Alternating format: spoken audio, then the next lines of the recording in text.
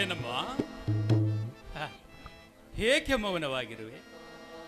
ಕನ್ನಡ ನಾಡಿನ ಕರುನಾಡ ತಾಯಿ ಕಾವೇರಮ್ಮನ ಹಾಗೆ ಇರುವ ನೀನು ನಿನ್ನ ಮುಖವನ್ನು ನೋಡಿದಾಗ ಅದೇನೋ ಬಲಾಢ್ಯವಾದ ಗಂಭೀರ ಚಿಂತನೆ ಕಾಡುತ್ತಿದೆಯಲ್ಲ. ಏನಮ್ಮ ನಿನ್ನ ಹೆಸರು? ನಿನಗೇನಾದರೂ ತೊಂದರೆ ಇದೆಯಾ? ಹಾಗಿದ್ರೆ ಹೇಳಮ್ಮ, ಖಂಡಿತವಾಗಿಯೂ ನಿನ್ನ ಆಸೆ ಆಕಾಂಕ್ಷೆಗಳನ್ನು ಈಡೇರಿಸು. ಹೇಳಮ್ಮ, ಹೇಳು. ಈ ಊರಿನ ಬಡ ಕುಟುಂಬದಲ್ಲಿ ಜನಿಸಿದ ನಾನು. ಶಾಂತ ಅಂತ ನನ್ನ ಹೆಸರು. ತಾವು ಯಾರು? ತಮ್ಮ ಪರಿಚಯ ಸಹ ನನಗಿಲ್ಲ. ನಿಮ್ಮಲ್ಲಿ ನಾನು ಯಾವ ಸಹಾಯ ಕೇಳಲಿ? ಬೆಟ್ಟದಷ್ಟು ಕಷ್ಟಗಳನ್ನು ಹೊತ್ತುಕೊಂಡು ಜೀವನ ಪರ್ಯಂತ ಅನುಭವಿಸುತ್ತಿರುವವಳು ನಾನು. ನನ್ನ ಕಷ್ಟಗಳನ್ನ ಕೇಳುವವರು ಯಾರು ಈ ಜಗತ್ತಿನಲ್ಲಿ? ಅದಕ್ಕಾಗಿ ದೇವಿಯ ದರ್ಶನಕ್ಕೆಂದು ಬಂದಿರುವೆ. ಶಾಂತ, ಹೆಸರಿಗೆ ತಕ್ಕ ಹಾಗೆ ಶಾಂತ ಸ್ವಭಾವದ ಶಾಂತಿ ನೀನು. ನಾನು ಹತ್ತೂರ ಹಳ್ಳಿಯ ಒಡೆಯ, ಜನನಾಯಕ, ಸಾವಿರಾರು ಎಕರೆ ಜಮೀನಿನ ಒಡೆಯ, ಜಮೀನ್ದಾರ ಶ್ರೀರಾಮಚಂದ್ರ ಅಂತ. ಗೊತ್ತಿಲ್ಲವೇ ನಿನಗೆ? ಹಾ, ಇರಲಿ. ನಿನ್ನ ಕಷ್ಟ ಕಾರ್ಪಣ್ಯಗಳನ್ನು ಈಡೇರಿಸಲು ನಾನಿದ್ದೇನೆ. ಹೇಳಮ್ಮ, ಚಿಂತಿಸಬೇಡ ಶಾಂತ. ಹೇಳು, ನಿನ್ನ ಕಷ್ಟಗಳನ್ನು ಹೇಳು. ನೋಡಿ, ಬಾಲ್ಯದಲ್ಲಿಯೇ ನನ್ನ ತಂದೆ ತಾಯಿಯನ್ನ ಕಳೆದುಕೊಂಡವಳು ನಾನು. ನನ್ನ ತಮ್ಮ ಬೀರ ಹೊಲಗದ್ದೆಗಳಲ್ಲಿ ಕೆಲಸ ಮಾಡಿ ನನಗೆ ಆಸರೆಯಾಗಿದ್ದಾನೆ. ಆದರೆ ಈ ಊರಿನ ಕಿರಾತಕ ರವಿವರ್ಮನಿಂದ ನನಗೆ ತುಂಬಾ ತೊಂದರೆಯಾಗುತ್ತಿದೆ. ಅವನ ಕಾಟ ಕೂಡ ನನಗೆ ಸಹಿಸದಾಗದು. ಆದರೆ ವರದಕ್ಷಿಣೆ ಇಲ್ಲದೆ ಈ ಬಡ ಹೆಣ್ಣನ್ನು ಮದುವೆಯಾಗಲು ಯಾರು ತಾನೇ ಮುಂದೆ ಬರುತ್ತಾರೆ? ಮದುವೆ? ನಿನ್ನ ಮದುವೆ? ಅರ್ಥವಾಯಿತು, ಅರ್ಥವಾಯಿತು. ಚಿಂತಿಸಬೇಡಮ್ಮ ಶಾಂತಿ. ನಿನ್ನ ಕಷ್ಟ ಕಾರ್ಪಣ್ಯಗಳನ್ನು ಈಡೇರಿಸಲು ಈಗ ತಾನೇ ಸಮಯ ಕೂಡಿ ಬಂದಿದ್ದು ಕಾಣುತ್ತದೆ. ಶಾಂತ, ನೀನು ತಪ್ಪು ತಿಳಿದುಕೊಳ್ಳುವುದಿಲ್ಲವೇನೆಂದರೆ ನಾನೊಂದು ಮಾತನ್ನು ನಿನ್ನನ್ನು ಕೇಳಲಿ. ಶಾಂತ, ನಿನಗೆ ನಾನು ಇಷ್ಟವಾದರೆ ಮಾತ್ರ ನಿನ್ನನ್ನು ನನ್ನ ಧರ್ಮ ತುಂಬಿದ ಮನೆಗೆ ಸತಿ ಸಂಸಾರದ ಜ್ಯೋತಿಯನ್ನಾಗಿ ನನ್ನ ಅರಮನೆಯ ರಾಣಿ ಮಹಾರಾಣಿಯನ್ನಾಗಿ ಸ್ವೀಕರಿಸಲು ಸದಾ ಸಿದ್ಧನಿದ್ದೇನೆ. ಏನಂತೀಯ ಶಾಂತ? ಧನಿಕರೇ, ಎಂಥ ಮಾತು ಇದು? ನಿಮ್ಮಂಥವರನ್ನು ನನ್ನ ಪತಿಯನ್ನಾಗಿ ಪಡೆಯಬೇಕಾದ್ರೆ ಅದ್ಯಾವ ಜನ್ಮದ ಪುಣ್ಯವೋ ನಾ ಕಾಣೆ. ನೋಡಿ, ಈ ನಿಮ್ಮ ಪಾದ ಸಾಕ್ಷಿಯಾಗಿಯೂ ನಾನು ಸದಾ ನಿಮ್ಮ ಸೇವಕಳಾಗಿರುತ್ತೇನೆ. ಹಾಗಂತ ನನಗೆ ಆಶೀರ್ವದಿಸಿ.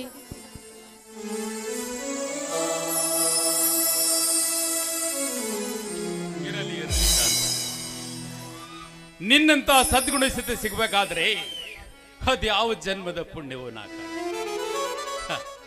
ಶಾಂತ, ನನ್ನ ಉಸಿರಿರುವವರೆಗೆ ನನಗೆ ಸದಾ ಉಸಿರಾಗಿ, ಆಸರಿಲ್ಲದ ಬಳ್ಳಿ ಅಂತರವನಿಗೆ ಸದಾ ಉಸಿರಾಗಿ ನಿನ್ನನ್ನು ನೋಡಿಕೊಳ್ಳುವುದೇ ನನ್ನ ಧರ್ಮ ತುಂಬಿದ ಮನೆಯ ದಾರಿದೀಪ. ಅದುವೇ ನನ್ನ ಧರ್ಮ ತುಂಬಿದ ಮನೆಯ ದಾರಿದೀಪ. ಅದುವೇ ನನ್ನ ಮಾನವೀಯ ಧರ್ಮ.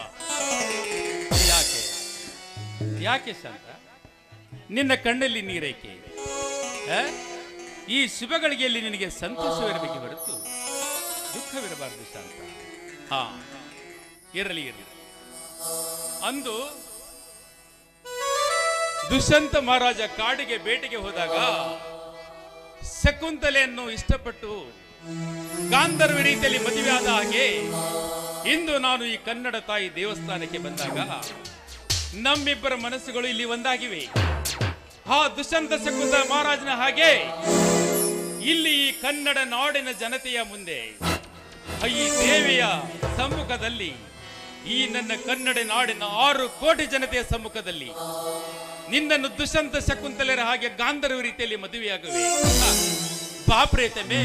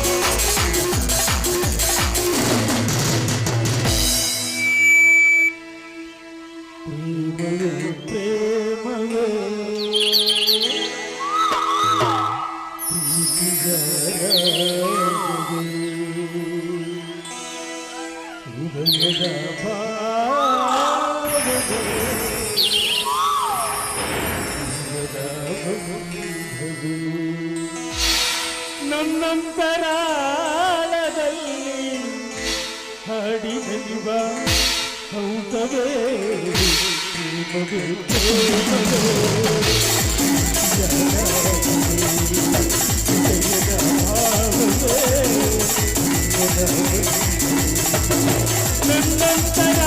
ನನ್ನಂತರಾಳದಲ್ಲಿ ಹಾಡಿದೆಯುವ ಹೌದವೇ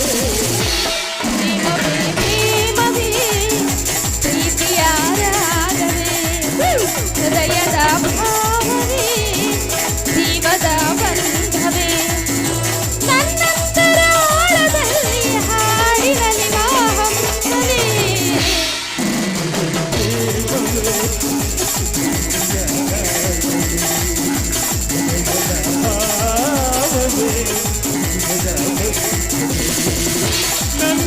ನನ್ನಂತರಾಳದಲ್ಲಿ ಹಾಡಿರಲಿ ಹಂಸವೇ ಪ್ರೀತಿಯ ರಾಗವೇ ಹೃದಯದ ಭಾವವೇ ಜೀವದ ಬಂಧವೇ.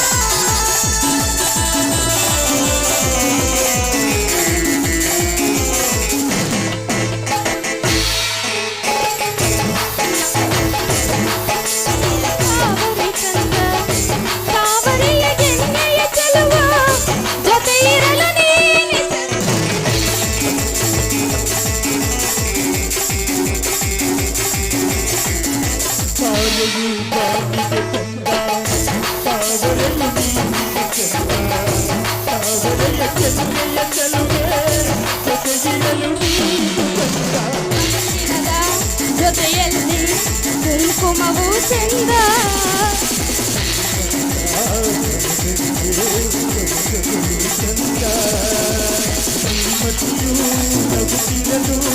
ಹಾಲು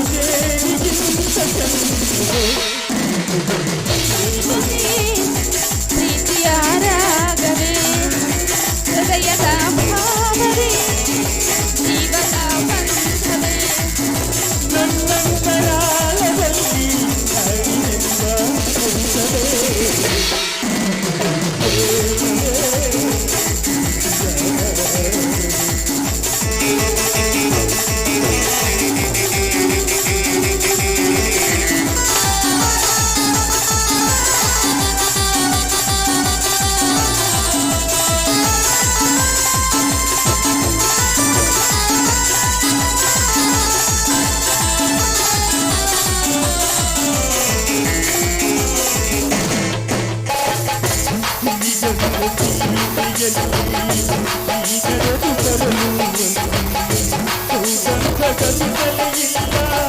ನಿನ್ನಲ್ಲೇ ಪರಿಮಳ ಎಲ್ಲ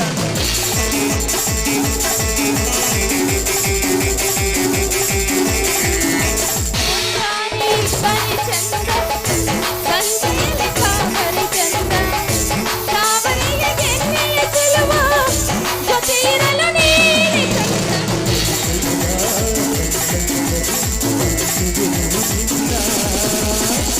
ಚಂದ ಪದಗಳಿಗೆ ಗಮಕಗಳು ಚಂದ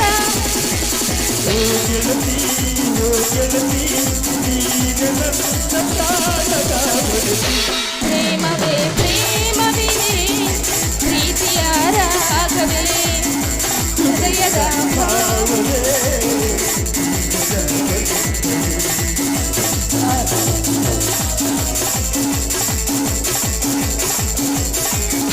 ಲಾ ಲಾ ಲಾ ಲಾ ಲಾ ಲಾ ಲಾ ಲಾ ಲಾ ಲಾ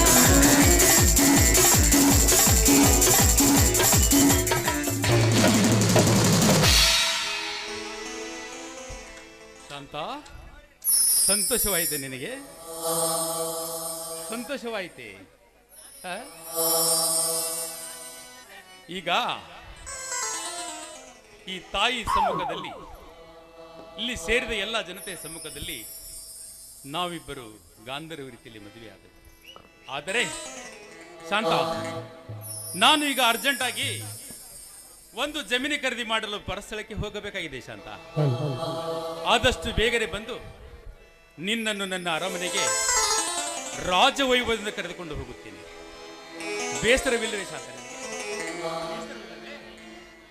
ಹಾಗೇನಿಲ್ಲ ಸ್ವಾಮಿ, ನೀವಿನ್ನೂ ಹೋಗಿ ಬನ್ನಿ. ಆ ಕರುನಾಡ ತಾಯಿ ನಿಮ್ಮನ್ನು ಸದಾ ಕಾಪಾಡಲಿ.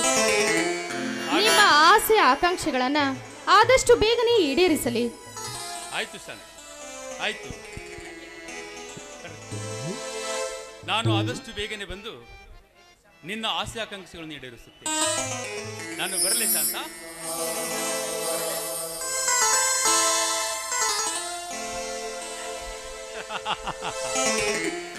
ಶಾಂತ, ಶಾಂತ, ನಿನ್ನನ್ನು ನೋಡಿದ ತಕ್ಷಣ ನಿನ್ನನ್ನು ಬಿಟ್ಟು ಹೋಗಲು ನನಗೆ ಮನಸ್ಸೇ ಆಗುತ್ತಿಲ್ಲವಲ್ಲ ಶಾಂತ. ಏನು ಮಾಡಲಿ? ಹೋಗುವಕ್ಕಿಂತ ಪೂರ್ವದಲ್ಲಿ ನನ್ನ ಸುಂದರವಾದ ನಯನಗಲ್ಲಕ್ಕೆ ಬಂದು ಸಿಹಿ ಮತ್ತು ನೀಡುವೆಯಾ ಶಾಂತ? ಆ?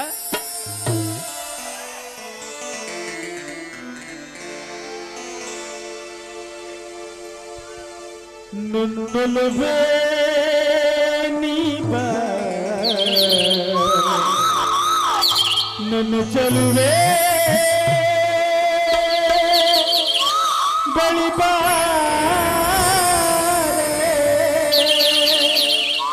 ಬಳಿ ಬಂದು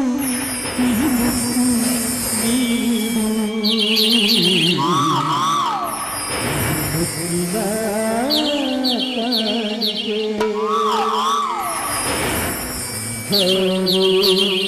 ನನ್ನ ಚೆಲುವೆ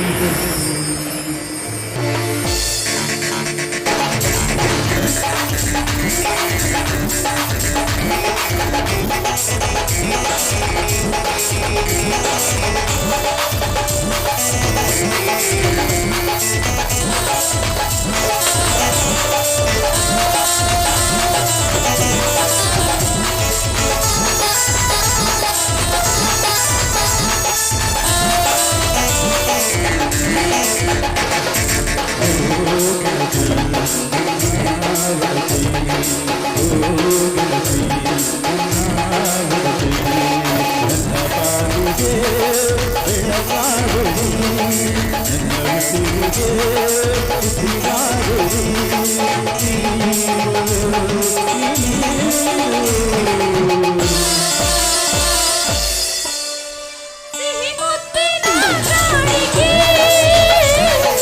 ಶ್ರೀರಾಮನ ಸನಿಹಕ್ಕೆ.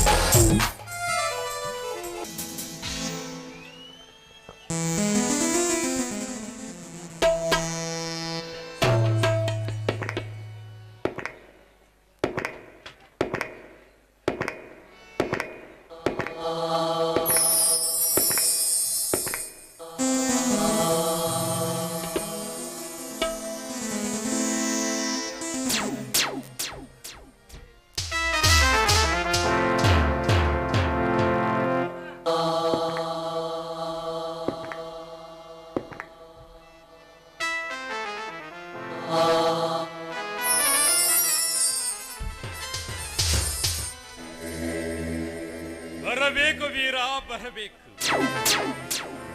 ಸ್ವಾಗತ ನಿನಗೆ, ಸುಸ್ವಾಗತ. ಏನೋ ವೀರ,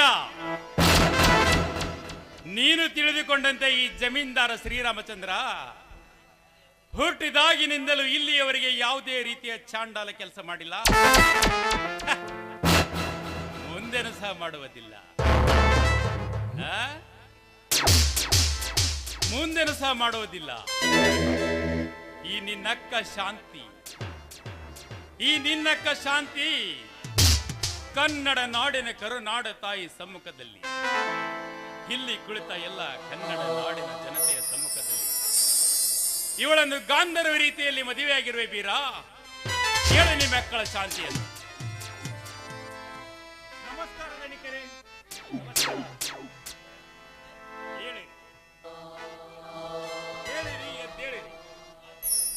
ಆ ದೇವರು ನಿಮಗೆ ಒಳ್ಳೆಯದನ್ನು ಮಾಡಲಿ. ಈ ನಿನ್ನಕ್ಕ ಶಾಂತಿ ಈಗಾಗಲೇ ನನ್ನ ಧರ್ಮ ತುಂಬಿದ ಮನೆಗೆ ಸತಿ ಸಂಸಾರದ ಜ್ಯೋತಿಯಾಗಿ ಈ ಅರಮನೆಗೆ ರಾಣಿ ಮಹಾರಾಣಿಯಾಗಿ ನನ್ನ ಮನೆ ಮಡಿದು ತುಂಬಿದ್ದಾಳೆ. ವೀರ, ನಾನೇ ಬಂದು ಇವಳನ್ನು ಕರೆದುಕೊಂಡು ಬರಬೇಕೆನ್ನುಷ್ಟರಲ್ಲಿ ನೀನೇ ಇವಳನ್ನು ನನ್ನ ಅರಮನೆಗೆ ಕರೆದುಕೊಂಡು ಬಂದಿರುವುದು ತುಂಬಾ ಸಂತೋಷಕರ ವಿಷಯ. ನಾನು ಈಗ ಸದ್ಯ ಇವಳನ್ನು ನನ್ನ ಮನೆ ತುಂಬಿಸಿಕೊಳ್ಳುತ್ತೇನೆ. ವೀರ, ಏನಂತೀಯ? ಎಂತ ಮಾತು ದಣಿಕರೇ, ನಿಮ್ಮ ಯೋಗ್ಯತೆ ಏನು, ನಮ್ಮ ಯೋಗ್ಯತೆ ಏನು?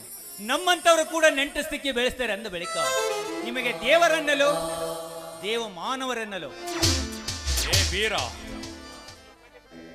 ನಾನೇನು ದೇವ ಮಾನವರನ್ನಲ್ಲ, ನಾನು ಒಬ್ಬ ಸಾಮಾನ್ಯ ಮನುಷ್ಯ. ನೀನು ನನಗೆ ಮಾವ ಎನ್ನದೇ ಬರೀ ಮಾನವನೆಂದರೆ ಸಾಕು ಅಷ್ಟೇ. ಯಾಕೆ ಶಾಂತ? ನಿಮ್ಮ ಅಂತಸ್ತಿಗೆ ತಕ್ಕಂತೆ ನಮ್ಮಲ್ಲಿ ವಸ್ತ್ರ ಒಡವೆ